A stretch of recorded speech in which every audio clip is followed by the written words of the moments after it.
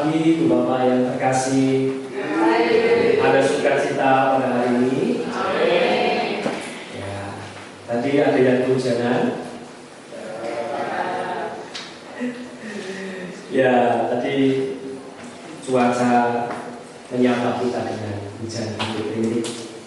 Tetapi saya percaya di Bapak Saudara tidak kalah dengan hujan. Amin.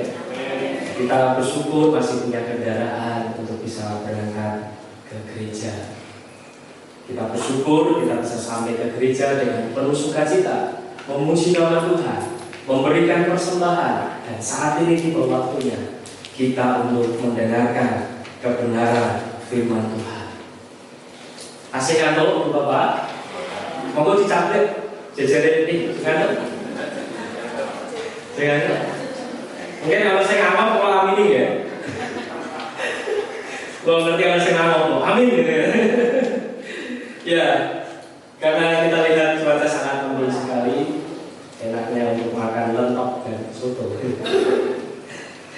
Tetapi mari kita sejenak untuk duduk diam merenungkan kebenaran firman Tuhan, karena sabda firman Tuhan menyapa kita. Lihat, Allahmu akan datang. Yang terambil dari bacaan pada pagi hari ini, Yesaya 35 ayat 1 sampai 10. Bapak yang terkasih, Israel berada di pembuangan Babel kurang lebih selama 48 sampai 50 tahun lamanya. Dimulai dari Raja Nebukadnezar kedua yang menaklukkan Yerusalem pada tahun 587 sampai 586 sebelum Masehi. Dan berakhir ketika Quraisy II mengizinkan pulang sekitar tahun 538 sampai 537 sebelum Masehi. Di dalam pembuangan itu digambarkan oleh Yesaya bahwa mereka dalam kondisi yang penuh dengan penderitaan, tangan yang lemah lesu, lutut yang goyah, tawar hati, buta, tuli, lumpuh dan bisu. Sebuah gambaran tubuh yang dibangun dengan sangat lemah. Di dalam Yesaya 35 ayat 10-nya diliputi oleh keputusasaan, sedang menghadapi penderitaan, dan mereka mengalami yang namanya kelelahan, capek menghadapi sebuah penderitaan. Namun janji pemulihan dinyatakan Allah melalui Yesaya bahwa Allah tidak akan meninggalkan umatnya dalam keputusasaan. Kesedihan mereka akan berakhir, dan pada suatu hari nanti tubuh yang sakit akan menemukan kehidupan baru di dalam Allah. Lidah-lidah yang bisu akan dilepaskan untuk menyanyikan lagu-lagu sukacita dan kebebasan. Lutut-lutut yang mulai lemah akan berjalan berdiri menuju Sion. Hati-hati yang takut akan menatap masa depan dengan penuh iman, dengan penuh pengharapan, dan juga keberanian. Sementara kesedihan dan keluh kesah akan terus menjauh dari mereka. Ibu bapak yang terkasih, hal ini menggambarkan kedatangan Mesias yang sudah dinubuatkan saat Allah memulihkan ciptaannya dan membawa umatnya kepada keselamatan. Dan janji pemulihan itu sepenuhnya tergenapi dalam diri Yesus Kristus kurang lebih 536 tahun kemudian. Wow, 500 tahun itu lama atau sebentar itu Bapak? Jenengan gagal pergumulan, mau didungaki pinten tahun.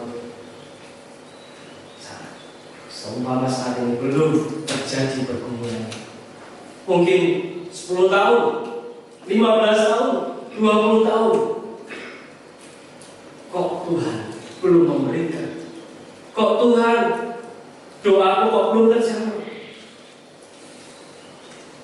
Ada 536 tahun kemudian mereka baru mendapatkan jawaban.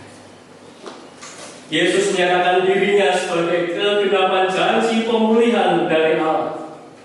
Bapak Ibu Saudara yang terkasih, kalau kita membacanya di dalam Matius 11, kalau yang membawa Alkitab boleh dibaca di dalam Matius pasal yang ke-11 ayat 1 sampai seterusnya.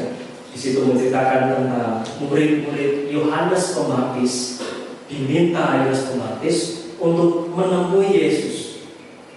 Coba kamu datang kepada Yesus, karena pada waktu itu Yohanes Pembaptis sedang berada di penjara, dan meminta pada murid-muridnya untuk menemui dan bertanya kepada Yesus.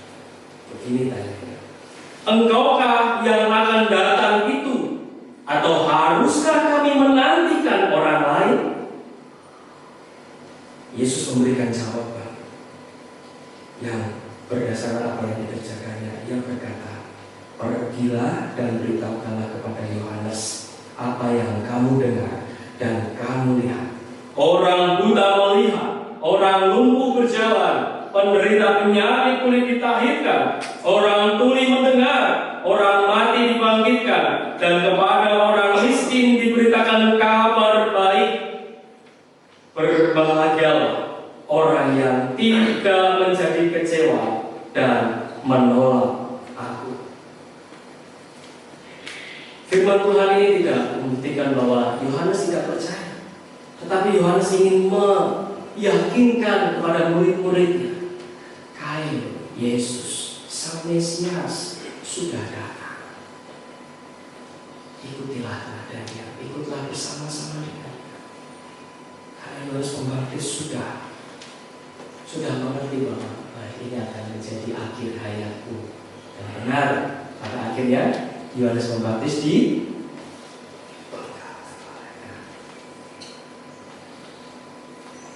penggenapan janji pemulihan pada realitasnya memang butuh kesabaran, butuh berpuluh-puluh tahun, butuh beratus-ratus tahun, bahkan beribu-ribu tahun lamanya.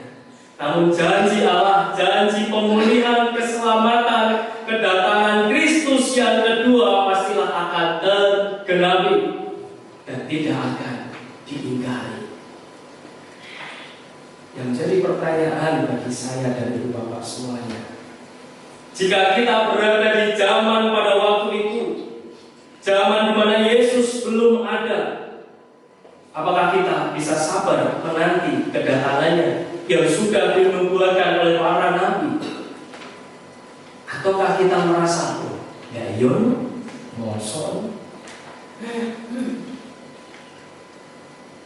Jika saat ini ada doa dan pergumulan yang belum terjawab atau terjadi, apakah ibu bapak masih tetap setia mendoakannya, masih tetap setia percaya kepada Tuhan?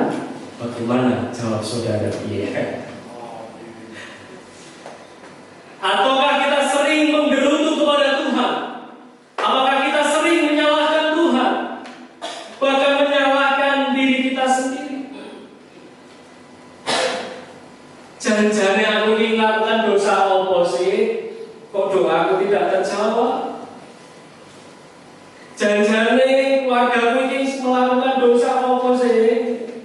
Jangan-jangan ini orang Gusti Allah apa ora sih? Jangan-jangan Tuhan Yesus itu Tuhan apa ora sih? Apakah pertanyaan itu muncul di dalam doa kita?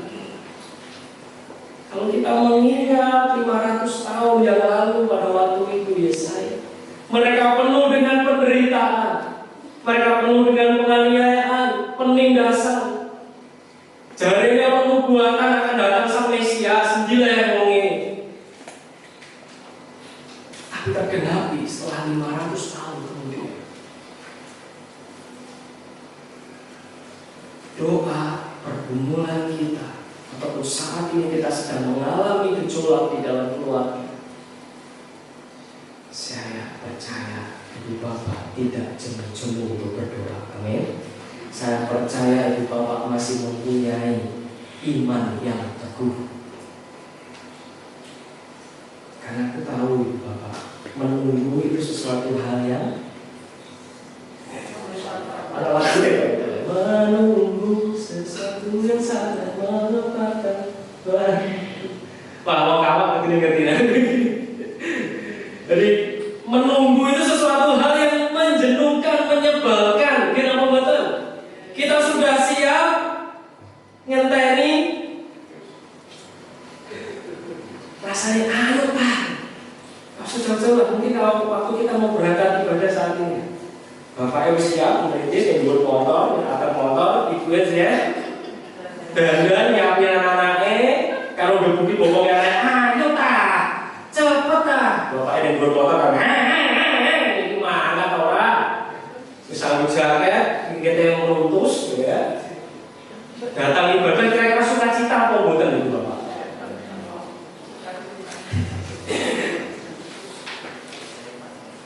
Ya kan? Menunggu itu sesuatu hal yang menyebalkan sebenarnya. Entah ini mau wedok adus, sebenarnya.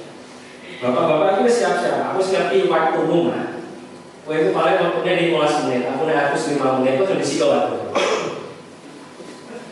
Bapak, bahaya tidak siap-siap. Besar, tenang. Bisa di bapak-bapak. Siap-siap deh. Mama-mama wis siap-siap gini, tiba-tiba bapak-bapak wis siap yang di motor. Maka apa betul tadi? Aku sih mau biru-biru kan, jadi sudah siap. Nah, maka ibu bapak saudara, saya selalu sering menghimbau saat kita mau datang ke gereja, mari kita berikan waktu yang terbaik bagi Tuhan. Jangan sampai Tuhan menunggu. Sayang kan kalau datang tidak mendapatkan berkat di awal. Ya kan?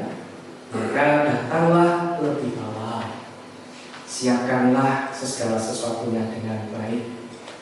Karena kita tahu menunggu itulah sesuatu hal yang membosankan. Tetapi saat kita menunggu janji penggenapan dari Allah, tentunya berbeda. Kita pasti dengan penuh sukacita, kita penuh harapan. Karena janji Tuhan tidak akan pernah diingkari. Amin. Terbukti dari kitab Yesaya sudah digenapi meskipun setelah 536 tahun lamanya. Dialah satu-satunya jawaban doa kita. Jadi coba dicek dulu. Kamu yang di saat jalanku tertutup, Kau ada di sana memberi jalan keluar. Pahitnya sebuah kenyataan, Kau ada di sana memberiku kekuatan.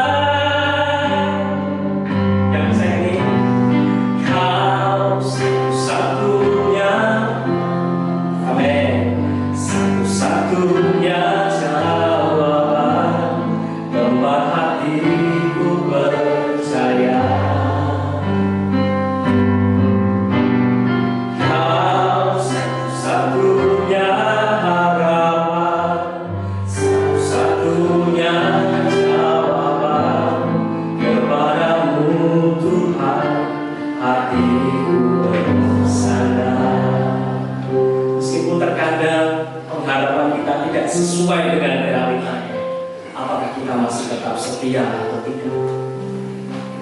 Kalau di dalam Yakobus 5 ayat 7-11 dikatakan, iman itu digambarkan seperti seorang petani yang sedang menunggu hasil dari apa yang sudah ditanam. Dia menunggu hasil panennya. Dia menunggu dengan penantian, dengan sabar. Meskipun ada badai datang, meskipun ada hama datang, meskipun bakal akan terjadi gagal panen, tetapi mereka mempunyai satu iman, satu keyakinan, aku pasti akan memanen dari hasil yang sudah aku tanam. Mereka terus berdoa, mereka terus memulai keinginan, mereka tidak bersungut-sungut.